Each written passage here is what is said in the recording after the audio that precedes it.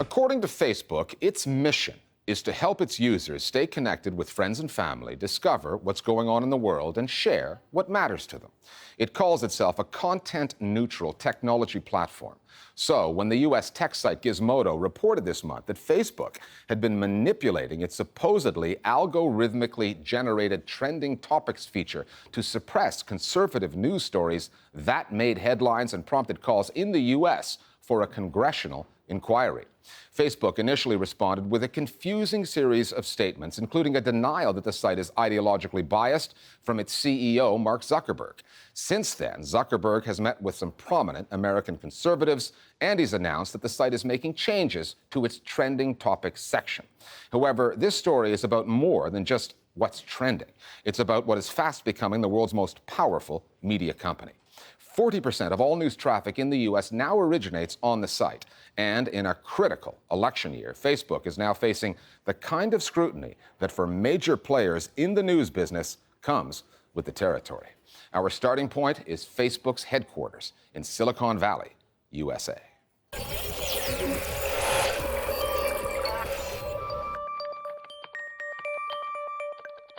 What we're talking about with this controversy is a little section of small text headlines.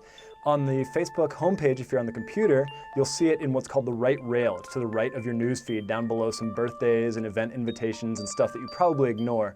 On the mobile app, which is actually how most people use Facebook these days, it's even more obscure. So this is really a peripheral part of the Facebook experience. And until this moment, I don't think most people even recognized what it was. So I actually think that this uproar is about something else. Facebook essentially controls the marketplace of ideas.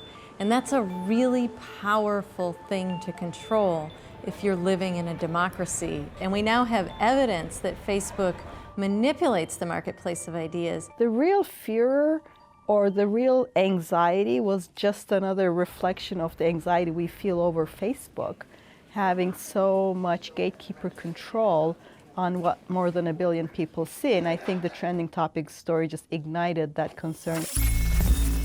The igniting was done by Gizmodo, a US-based technology blog. Its initial story quoted a former Facebook employee who alleged that editors at the site tended to downplay stories featuring conservative voices or pushing a conservative agenda.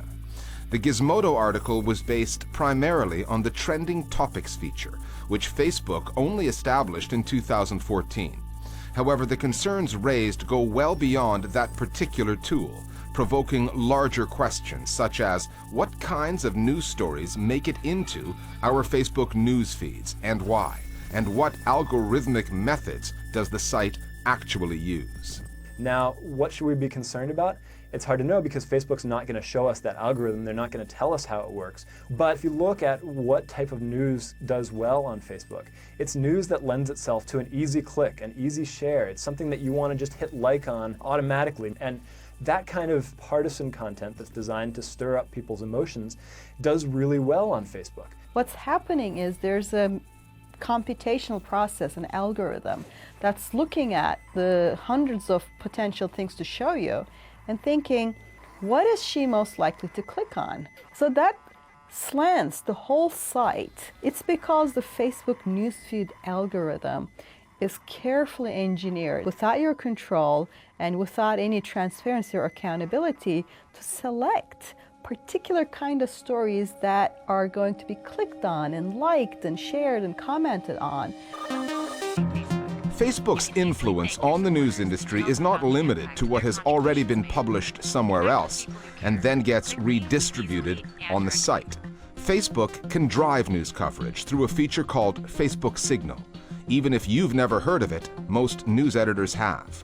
Signal is a tool that Facebook launched last year that is specifically tailored to journalists. And what it's designed to do is to tell journalists, here are some of the things that people are talking about on Facebook. And that's very helpful so long as the data is legitimate. The trouble, of course, is that there's always that possibility for abuse. Theoretically, at least, Facebook could manipulate that data if it felt that this was a topic we want to put on the news agenda. So we're going to give journalists the false impression that a lot of people really care about it or are talking about it right now.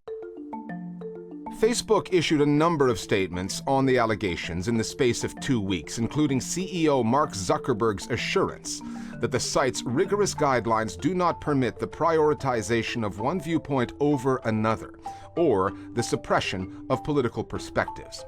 Later, Facebook's legal department admitted it could not fully exclude the possibility of isolated improper actions or unintentional bias. It promised to make improvements. Zuckerberg also held a meeting with a dozen American conservatives, including some prominent pundits and the Republican chairman of the Senate Commerce Committee, who said the allegations were serious, an abuse of trust, and inconsistent with the values of an open internet. What no one explained was why Facebook must be ideologically neutral, while U.S. broadcast media outlets who jumped on the story don't have to be. Unlike most democracies, there is no regulatory requirement for broadcast outlets in the U.S. to be editorially balanced. It's a good question why Facebook is being held to a different standard than media organizations, which obviously might have their political orientation. No one in Congress sees the need to investigate whether MSNBC is liberal or whether Fox News is conservative. Again, this is an issue of Facebook creating expectations that no media company can live up to. I'm not calling for Facebook to be balanced. I'm calling for it to be accountable and transparent and reflective. And the idea of balance isn't that MSNBC or Fox News is going to be balanced. The left are amazing at selling bad ideas. But that you're going to have a media ecology that's going to be balanced. You're not just going to have Fox News, or you're not just going to have MSNBC. With Facebook, you've got just Facebook. If people don't have a basic trust that their views will be disseminated just as widely as someone else's, then that could really, have an eroding effect on the Facebook business model. So there's really a lot at stake here for Facebook, not just here in the US, but also all over the world. Facebook's Mark Zuckerberg is considered a visionary, but who could see this coming? Who could foresee a site that started as a social network growing, morphing into the biggest player in the global news business? Who could foresee that a platform that led the way in the social media revolution would now be struggling to keep up with itself and what it has become? Facebook is acknowledging that they're moving from being a technology company and a social media platform to something far bigger and far more important to democracy. And that's a distributor of journalism. Because distributing the journalism doesn't just make you the delivery boy, it makes you an editor. I don't think we've ever had a situation in which we had one gatekeeper that was so powerful. It has 1.5 billion users on 5 continents. They should have an ethics board. They should have something that corresponds to these structures we have for traditional media, like public editors, ombudspeople. I even wrote a tongue-in-cheek job description for this public editor because I think it's an impossible job to do. That person should be independent and have a research staff and a budget that they could use to answer questions and be the arbiter and paid critic of Facebook. Any organization with a lot of power that takes itself seriously and has this much influence on democracy will spend money to enhance that credibility. And this is a logical move for Facebook. On the download now, our viewers with some thoughts on the Facebook story and what it means. Facebook has an important role to play in shaping the news agenda because it has 1 billion active users, way more than any media outlet. The trending topics bar is significant because the stories that appear there have a bigger chance of appearing in people's news feeds, which is the most important piece of real estate on Facebook.